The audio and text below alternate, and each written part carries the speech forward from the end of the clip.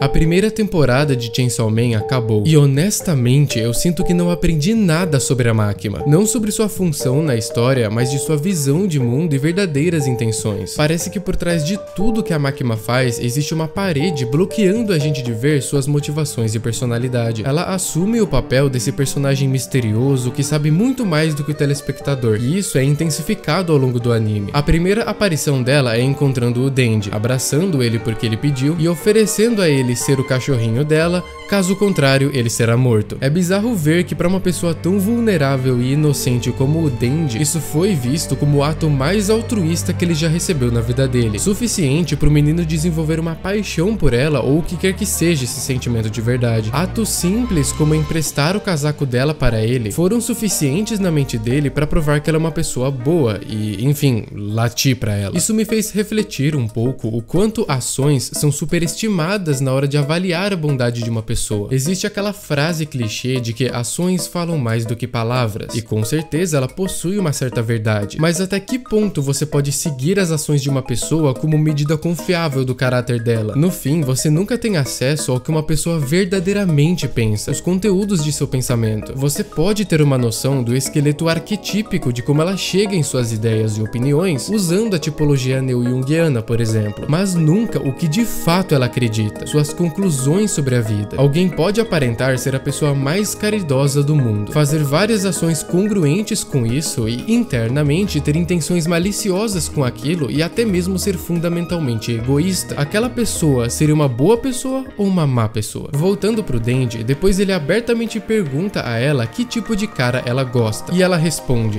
pessoas como o Denji. Pro Denji, isso foi a maior motivação do mundo, mas nunca fica claro o que isso significa de fato. Pode ser uma maneira de enganar ele a continuar seguindo as ordens dela e ao mesmo tempo ser uma verdade, indicando que ela gosta de pessoas que são passivas e obedecem a ela. Em outras circunstâncias, um caso atípico como o Denji, de mistura de homem e demônio, poderia oferecer resistência a toda essa situação. Do ponto de vista da Makima, é excelente que ele baixou a cabeça tão de bom grado. Na segurança pública, o Denji conhece o Aki, a Power, e fica claro que de alguma forma a Makima está hierarquicamente posicionada acima dos outros personagens, intensificando a sensação de que ela tem mais poder que ela não demonstra diretamente. Passam alguns episódios do Denji trabalhando como caçador de demônios, e acontece aquela cena que mostra que por algum motivo a Makima tem conhecimento da arte de sedução, ou o que quer que seja aquilo. Novamente, ela faz isso quando vê claramente que o Denji perdeu toda a sua motivação, devido a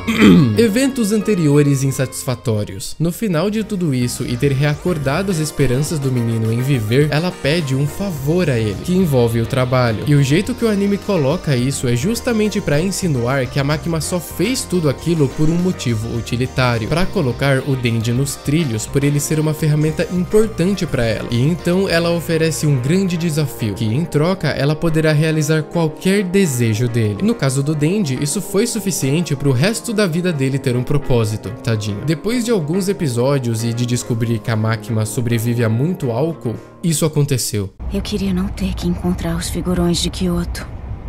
Eles são medonhos. A comida fica mais gostosa quando se come em paz. Pela primeira vez no anime, a gente tinha ganhado alguma opinião pessoal da Makima, algum traço de vida humana nela, e isso 8 episódios depois dela aparecer. Ali eu pensei, será que finalmente vamos começar a ter alguma caracterização das verdadeiras intenções da Makima? Aí, literalmente alguns segundos depois, ela morre. Bem, isso foi um tiro na cara. Literalmente. Um episódio depois, porém, ela tá viva, totalmente de boa. Sei lá, ela é poderosa nesse nível. Depois ela faz um ritual voodoo demoníaco e começa a assassinar pessoas instantaneamente a longa distância como se elas fossem um pedaço de bolo em suas mãos. Não deve ser surpresa que isso intensificou ainda mais seu papel na história. Você não sabe absolutamente nada sobre ela e ela sabe de tudo o que tá acontecendo. Ah, e o fato de metade dos personagens terem aparentemente morrido para a loucura que tava acontecendo acontecendo fez com que as divisões se moldassem e que agora a Makima estava sob o comando de tudo. Mais poder pra Makima, convenientemente. Uns episódios depois, ela tem um encontro secreto com o tio da cachaça que estava treinando o Denji e a Power. E nessa cena, a gente tinha tudo para as verdadeiras intenções da Makima que o anime inteiro até então tinha omitido serem finalmente reveladas. Basicamente, o tio da cachaça acusa a Makima de que ela sabia que ia acontecer todo aquele ataque que matou praticamente todo mundo das divisões, mas ela não fez nada sobre. Ela responde meio desviando, que também foi vítima do ataque. Depois de um pouco pressionada, ela então parece finalmente abrir a boca. Ela diz que só quer salvar o maior número possível de pessoas, e que se essa próxima operação deles dar certo, a do final do anime, a divisão 4 terá maior liberdade de ação, e assim poderá salvar mais pessoas ainda. E então, o tio da cachaça aponta o dedo na cara dela, chama ela de mentirosa, ela não responde nada, dá um sorrisinho, e a cena acaba. Esse anime realmente faz de tudo pra gente não saber nada dela. O que a gente achou que poderia ser um pensamento genuíno dela pode ter sido só mentira. Pouco tempo depois, no mesmo episódio, ela visita a máfia. Uma cena que eu honestamente não esperava que fosse ver algum indício de sua visão de mundo. Mas pela primeira vez parece que conseguimos algo. Depois de botar medo em todo mundo, ela diz pro líder da máfia o seguinte: esse mal necessário do qual você tanto fala não passa de uma desculpa para justificar seus crimes desprezíveis. E a sociedade não precisa desse tipo de coisa. O seu tão amado mal necessário está mantido sob controle nas amarras da coleira do Estado. Ok, eu não esperava isso. Se isso é o que a Makima genuinamente acredita por si mesma, então possivelmente esse é um indício do sentimento extrovertido. Ela fala de uma posição superior e transcontextual, universal. Ela não se porta como alguém falando sua própria opinião pessoal, mas julgando ele do ponto de vista da própria sociedade. Ela complementa que o mal só é necessário se a própria nação está controlando a situação, colocando de novo o julgamento de valor como algo acima dela mesma, nas mãos da nação, de um coletivo, a não ser que ela mesma secretamente se considere como a pessoa que comanda tudo. Infelizmente, ainda é muito pouco para poder afirmar o tipo dela. Se ela é uma pessoa boa ou não, não sinto que tenha informações suficientes para afirmar qualquer coisa, mas que tem algo por trás dessa máscara, com certeza tem.